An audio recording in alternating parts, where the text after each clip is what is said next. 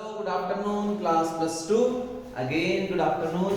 Time हो चुका है 1:20 पहले मैं आपके कंटिन्यू आप ही के लेक्चर ले रहा हूँ क्योंकि मुझे ओल्ड +2 को भी पढ़ाना है।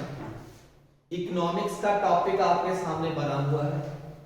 इस इकोनॉमिक्स के टॉपिक की ऑडियो आपके पास शनिवार को पहुंच चुकी थी, जो कि सिर्फ ऑडियो पहुंची थी कि मैंने कहा था वीडियो मैं मंडे को बनाकर आपको भेजूंगा, वो आज आपके सामने है। अकाउंट्स का काम बहुत कम है, इको का काम भी बहुत कम है। जिस बच्चे ने उस दिन का पढ़ दिया तो उसको आज कोई दिक्कत नहीं आएगी, इस चीज का वो बच्चा ध्यान रखेगा। अकाउंट्स का काम कम है, इको का काम कम है, ठीक है। अकाउंट्स का काम कम है, इको का काम कम है, ठीक है ना। तो ये चीज आपने जरूर ध्यान रखनी है।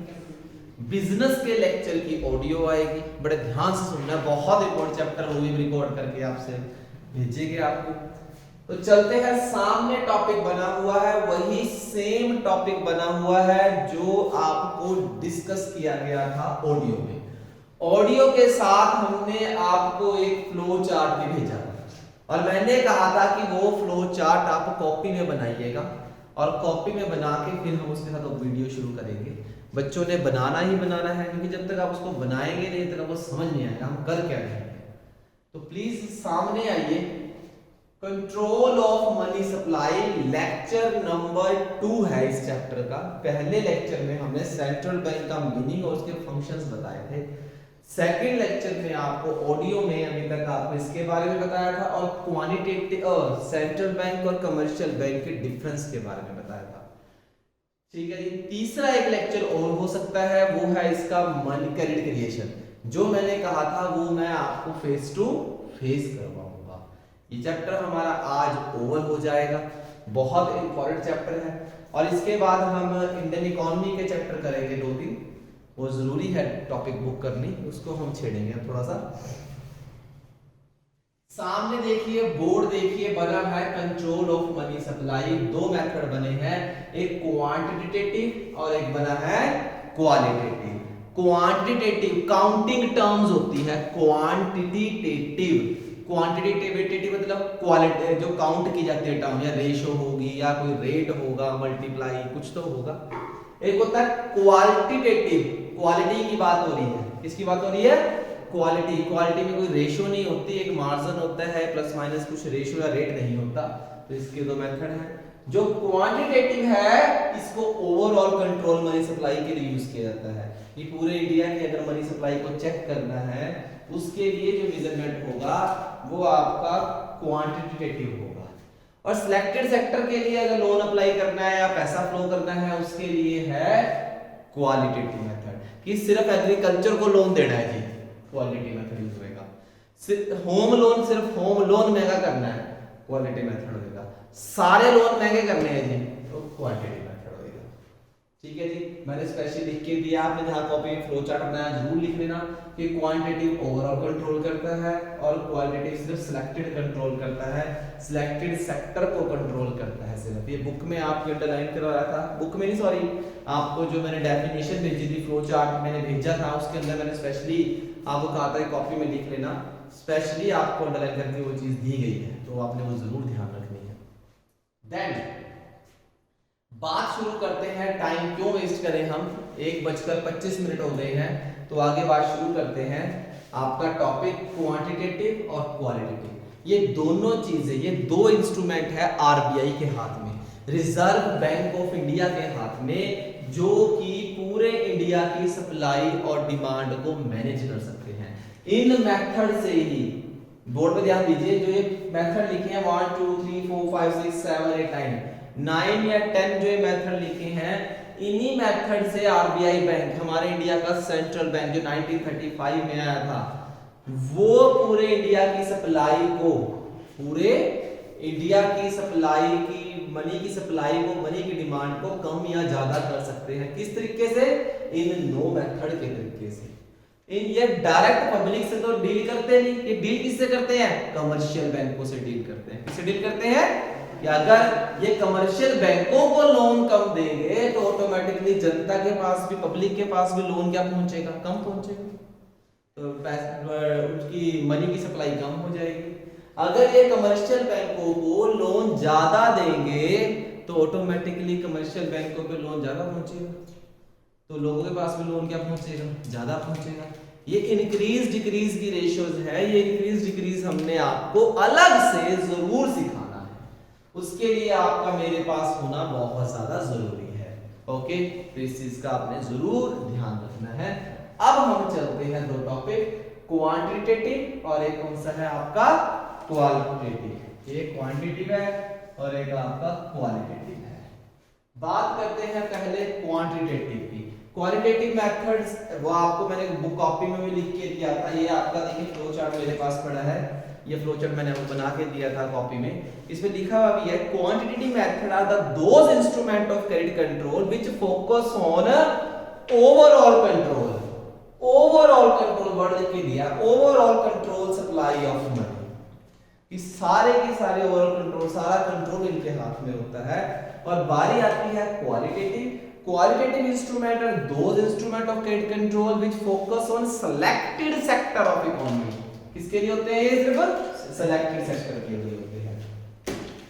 पूरी ऑडियो में से जरूर ध्यान सुनना है, जरा फटाफट फ्लैशबैक लेते हैं। इसके में सबसे पहला है बैंक रेट। बैंक रेट जो लॉन्ग टर्म फंड प्रोवाइड करता है, जिस रेट पे RBI bank, I repeat again, जिस रेट पे आरबीआई बैंक दूसरे कमर्शियल बैंकों को उनके लॉन्ग टर्म फंड, मतलब लॉन्ग टर्म नीड्स को पूरा करने के लिए जो लोन प्रोवाइड करवाता है, उस रेट को क्या बोलते हैं? Bank rate.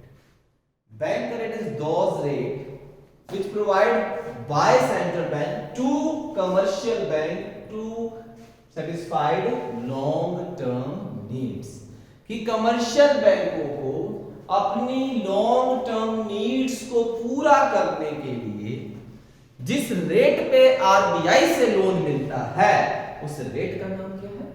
Bank rate. उस रेट का नाम क्या है? Bank rate. आपको प्रॉपर तरीके से बुक्स के अंदर मैंने बताया था, मैं बुक के अंदर से दोबारा पढ़ देता हूं एक बार। बैंक रेट, हाँ जी, bank rate is a rate which is a central bank of country lends money to commercial bank to meet their long term needs। आपकी बुक में नंबर 2 पे लिखा हुआ है और मैं आपको नंबर 1 पे पढ़ा रहा हूं, क्योंकि ये इसी ऑर्डर में पढ़नी है आपने, जिस तरह मैं पढ़ा रहा हूं। नेक्स्ट बोर्ड पे ध्यान दीजिएगा, रेपो रेट। हेडफोन आपके कान में लगे हुए हैं। रेपो रेट, जिस रेट पे आरबीआई बैंक कमर्शियल बैंकों को लोन देता है,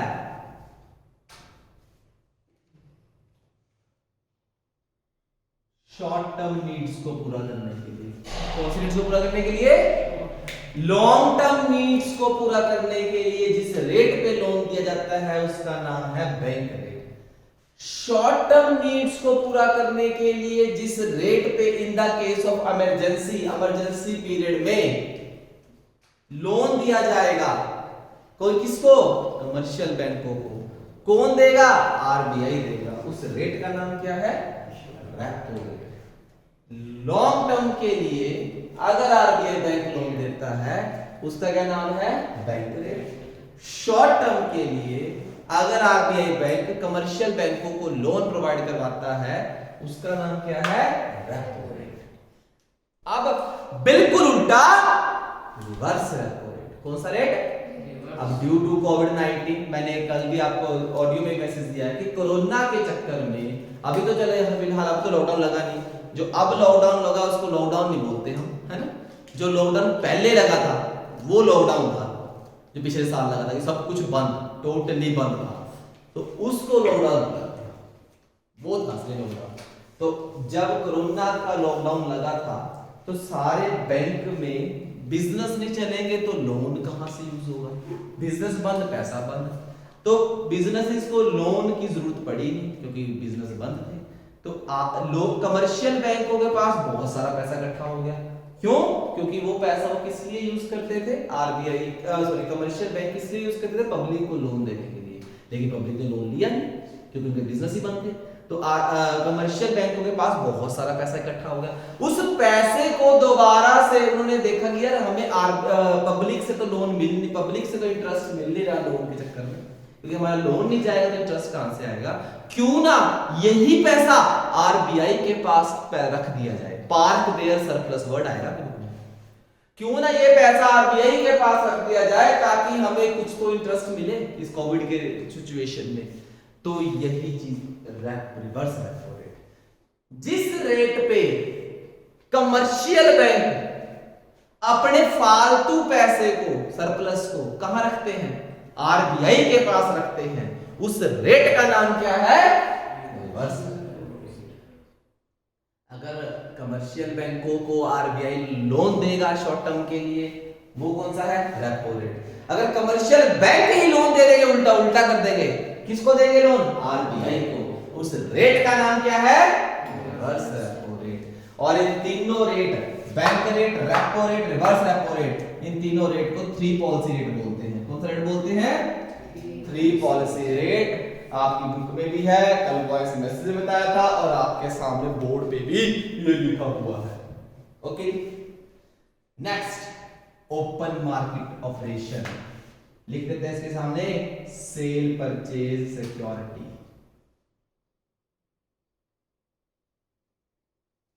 cell purchase security, open market operation.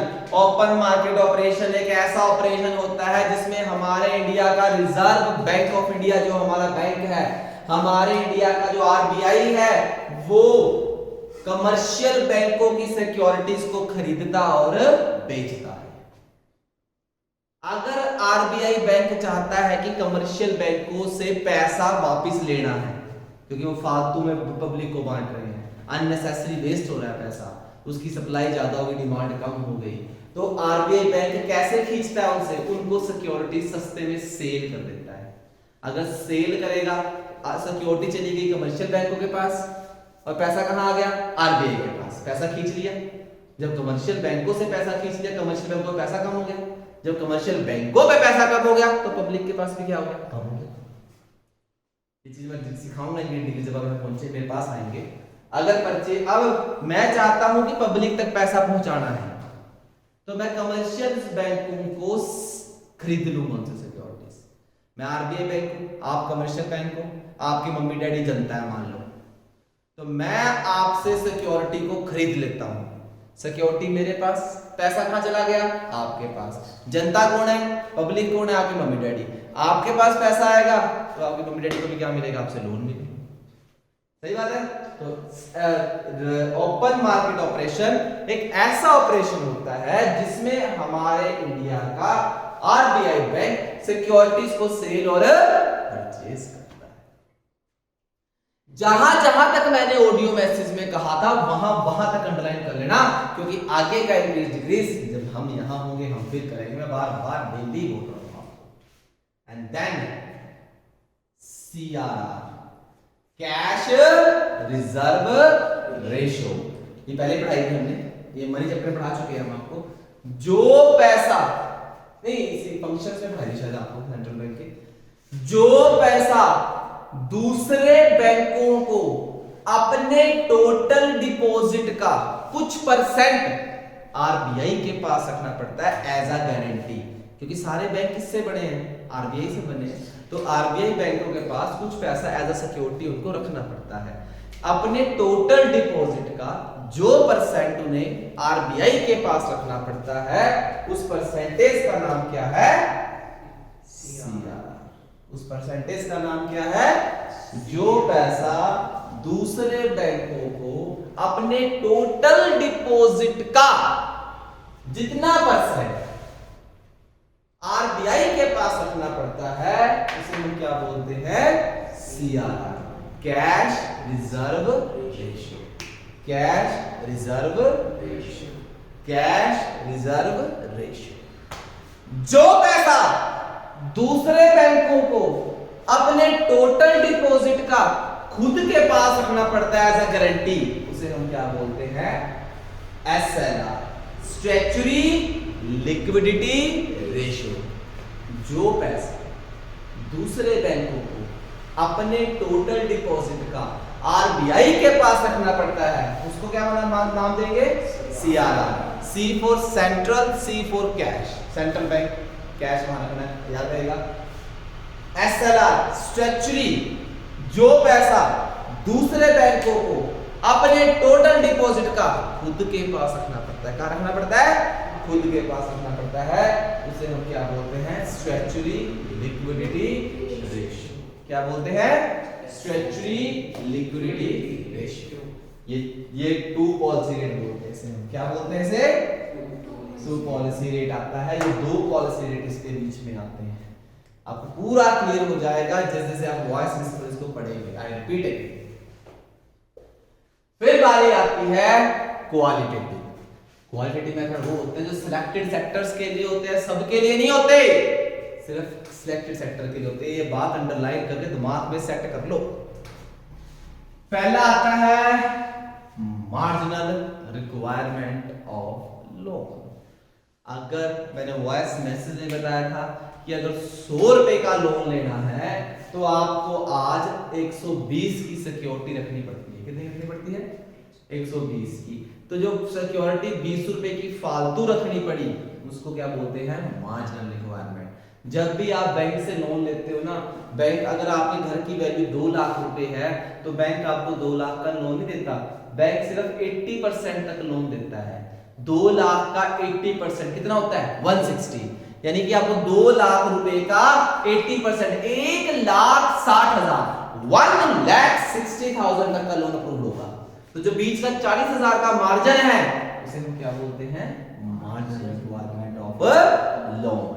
Marginal requirement of loan जितना ग्रांट हुआ और लोन के अप्रूव्ड सिक्योरिटी, उसके बीच का जो डिफरेंस है उस डिफरेंस का नाम क्या है? Marginal requirement of loan. Okay, can we go next? आसान, बहुत आसान है भैया। पहले हमने वॉइस मैसेज को बड़े ध्यान से सुना है और बुक में अंडरलाइन किया है। पर मेरे पास ये 3 बच्चे बैठे हैं, इन्होंने नहीं किया, इनके नाम ले दो। ठीक है, नहीं ले रहे। कुछ बच्चे सोच रहे हैं कि भैया आप वीडियो में बोलते रहते, बच्चे बैठे हैं, हमें कब बुला रहे हो? शेड्यूल बन गया है, आज आपको बता दिया जाएगा। Rationing of credit. Ration card बनता है, राशन कार्ड। देखिए राशन कार्ड होता है, उसमें 5 किलो चीनी और 10 किलो गेहूं या 5 लीटर मिट्टी का तेल फिक्स होता है। अब तो पहले मिलता था मिट्टी तेल वाला, अब नहीं मिलता। ये फिक्स है, ना आपको ज्यादा मिलेगा ना आपको कम मिलेगा, राशन कार्ड में मिलता था। ऐसे ही राशनिंग होती है। राशनिंग का मतलब क्या होता है? कि पैसे के अननेसेसरी फ्लो को कम करना। ये राशनिंग ऑफ क्रेडिट आपकी बुक में नहीं है। राशनिंग ऑफ क्रेडिट इस वीडियो के साथ ही आपको एक छोटा सा क्लिक करके मैं पेज भेज दूंगा, वो राशनिंग ऑफ क्रेडिट अपनी बुक में लिख लेना। मैं दोबारा बोल रहा हूं, एक पेज भेजूंगा, राशनिंग क्रेडिट वहां लिखा हुआ है, और वो राशनिंग ऑफ क्रेडिट अपनी बुक में लिखना, कॉपी में भी लिखना और बुक में भी लिखना। कॉपी में वहां लिखना जहां फ्लो चार्ट बनाया है, और बुक में वहां लिखना जहां मैं बोल लूंगा इसको, जहां पेज खाली होगा वहां बता दूंगा। मैं बता देता हूं कहां लिखना, आप इसको लिख लेना। सब बच्चे सुन रहे हैं? आप इसको लिख लेना 6.11 पेज के लास्ट में या 6.12 पेज के टॉप पे। 6.11 पेज के लास्ट में या 6.12 पेज के टॉप पे क्या लिख लेना है आपने वहां पे? Rationing of credit. अब ये राशनिंग ऑफ क्रेडिट होता क्या है? कोटा फिक्स कर दिया जाता है सप्लाई का, मनी का ही कोटा, कि अननेसेसरी पैसा वेस्ट नहीं होगा, अननेसेसरी पैसा वेस्ट नहीं होगा। कि गैम्बलिंग में भारत पाकिस्तान का मैच हो रहा है, इंडियन पाकिस्तान का मैच हो रहा है, और उस टाइम पता है कि सट्टा लगेगा, गैम्बलिंग चलेगी, तो पैसे को बिल्कुल भी फ्लो नहीं किया जाएगा कि अननेसेसरी वेस्ट ना हो। इस चीज का ध्यान रखना है राशनिंग। फिर आता है मोरल सुएशन, आगे बुक में भी दे रखा है मोरल प्रेशर, आगे बुक में भी है ये मोरल सुएशन ही है। मोरल सुएशन 6.11 पेज पे है। मोरल सुएशन का मतलब होता है मोरल प्रेशर।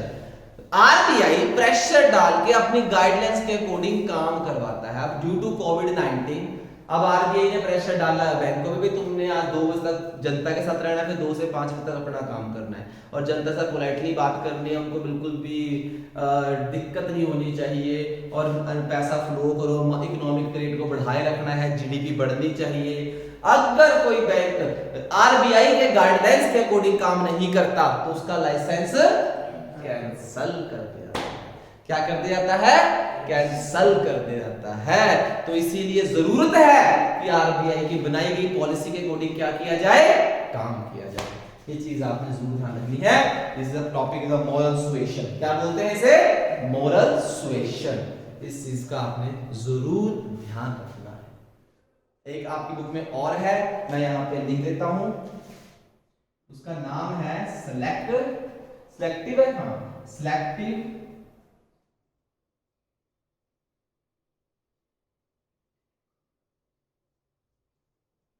Credit control. क्या है उसका?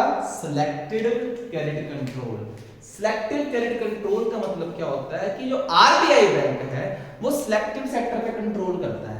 किसी के लिए कंट्रोल पॉजिटिवली होता है, किसी के लिए क्या होता है, वो नेगेटिव होता है। अब आरबीआई बैंक कहते हैं कि होम लोन सस्ते कर दो और क्या कहते हैं, कार लोन महंगे कर दो। अब जिसने होम लोन लेना है उसके लिए तो पॉजिटिव इफेक्ट है, सस्ता हो जाएगा, फायदा होगा। जिसने कार लोन लेना है उसके लिए नेगेटिव इफेक्ट है, उसके लिए क्या मिलेगा, उसको महंगा मिलेगा। कि एग्रीकल्चर लोन सस्ता कर दो, होम लोन महंगा कर दो। जिसने किसानों के लिए तो पॉजिटिव इफेक्ट हो गया, लेकिन हम जैसे जिन्होंने मकान बनाना उसके लिए क्या हो जाएगा, नेगेटिव इफेक्ट हो जाएगा। तो सिलेक्टेड सेक्टर एक ऐसा सेक्टर होता है जहां पे आरबीआई बैंक पॉलिसी बनाता है किसी खास सिलेक्टेड सेक्टर को लेकर। किसको लेकर? किसी खास सिलेक्टेड सेक्टर को लेकर पॉलिसी बनाई जाती है, उसे बोलते हैं सिलेक्टिव क्रेडिट कंट्रोल। ये आपके यहाँ टॉपिक शुरू से बात करें, दोबारा करें, समझ नहीं आई, 10 minute. Control of money supply, सबसे पहले क्वांटिटी, दूसरे कौन से है, क्वालिटेटिव। क्वांटिटी होते हैं ओवरऑल कंट्रोल, क्वालिटेटिव है सिलेक्टेड कंट्रोल। इसका बुक में 4 डिफरेंस दे रखे हैं और वो 4 के 4 डिफरेंस पे अपनी कॉपी में लाइन लगा के लिख लेना। अपनी कॉपी में लाइन लगा लेना, कॉपियां चेक होगी, ध्यान रखना। 6.11 पेज पे लास्ट में ब्लू पेन से, ब्लू वाले बॉक्स में लिखे हुए 4 डिफरेंस उसने लाइन पे लिखे हुए। आप कैसे लिखेंगे? बॉक्स बना के लिखेंगे, विद बेसिस लिखेंगे। आपको सिखाया गया है लाइन लगा के लिखना है। पहला है बैंक रेट, जिस रेट पे RBI bank long term provide करवाता है फंड कमर्शियल बैंकों को। रेपो रेट शॉर्ट टर्म के लिए, लेकिन कमर्शियल बैंक कभी-कभी आरबीआई को दोबारा पैसा वापस दे देते हैं जब उनको फालतू हो जाता है, उसका नाम क्या है, reverse repo rate. Open market operation, securities को खरीदना और बेचना, किससे, कमर्शियल बैंकों से। एंड नंबर 5 सीआरआर, जो पैसा टोटल डिपॉजिट का आरबीआई के पास रखना पड़ता है कुछ परसेंट सीआरआर, और जो दूसरे बैंक को खुद के पास रखना पड़ता है एसएलआर। ठीक है, ये 3 आपकी 3 पॉलिसी में आते हैं, ये 2 आपकी 2 पॉलिसी में आते हैं। ओपन मार्केट किसी पॉलिसी में नहीं आता। Qualitative margin requirement of loan, अगर 100 रुपए का लोन लेना है तो 150 की सिक्योरिटी रखो जी, तो 50 रुपए ज्यादा रखनी पड़ी है सिक्योरिटी, वो क्या है, रिक्वायरमेंट है लोन की। लोन की वैल्यू हमेशा कम मिलती है और आपके हाउस की वैल्यू क्या होती है, हमेशा ज्यादा। अगर आज मेरी जो कार की मार्केट वैल्यू 4 लाख है तो मुझे लोन सिर्फ उसके ऊपर 2.5 लाख तक का मिलता है, ज्यादा लोन नहीं मिलेगा। क्यों नहीं मिलेगा? कि कल मैं लोन नहीं दे पाऊंगा, मैं कार बेच देंगे। Rationing of credit, quota fix कर देता है पैसे का कि अननेसेसरी वेस्ट ना हो। मोरल सुएशन, मोरल प्रेशर करता है, गाइडलाइंस फॉलो की जाती हैं कि जो बंदा आरबीआई की गाइडलाइंस को फॉलो नहीं करेगा उसको लोन प्रोवाइड नहीं होगा। सिलेक्टेड क्रेडिट कंट्रोल, किसी पे लाइसेंस कैंसिल कर देते हैं, गाइडेंस फॉलो नहीं करेगा उसको लोन नहीं मिलेगा, उसके ऊपर फालतू रिस्ट्रिक्शन लगा दी जाएंगी। ठीक है, ये चीजें होती हैं। सिलेक्टेड कंट्रोल, किसी सेक्टर पे आरबीआई कंट्रोल रखता है, किसी पे पॉजिटिव कंट्रोल रहता है, किसी पे क्या रहता है, वो नेगेटिव। जैसे मैंने कहा कि होम लोन सस्ता है और एग्रीकल्चर लोन महंगा है, तो होम लोन वालों के लिए पॉजिटिव इफेक्ट है और आपके उसके लिए क्या है, नेगेटिव इफेक्ट है। दोबारा सिखाएं, इस चीज का आपने ध्यान रखना है। ये है कंट्रोल ऑफ मनी सप्लाई, बहुत ज्यादा इंपॉर्टेंट टॉपिक, बहुत ज्यादा, बिकॉज इसके ऊपर एक अगला चैप्टर भी आएगा। 2 चैप्टर छोड़ के आपकी बुक में देख लेना, 2 चैप्टर छोड़ के आपकी बुक में एक चैप्टर है डेफिसिट एंड एक्सेस डिमांड, उस चैप्टर में ये दोबारा काम आएगा। वो इंक्रीज डिक्रीज में तभी सिखाऊंगा आपको, जो मेरे सामने बैठे होंगे वहां आपको दोबारा इतनी जोर लगा के इतनी मेहनत करके बताने की जरूरत नहीं होगी अगर आपने आज से इसको सीख लिया। सो प्लीज बच्चों, एंड रिक्वेस्ट, ये चैप्टर आपके यहाँ पे कंप्लीट हुआ। जो हमने बहुत से पीछे चैप्टर भी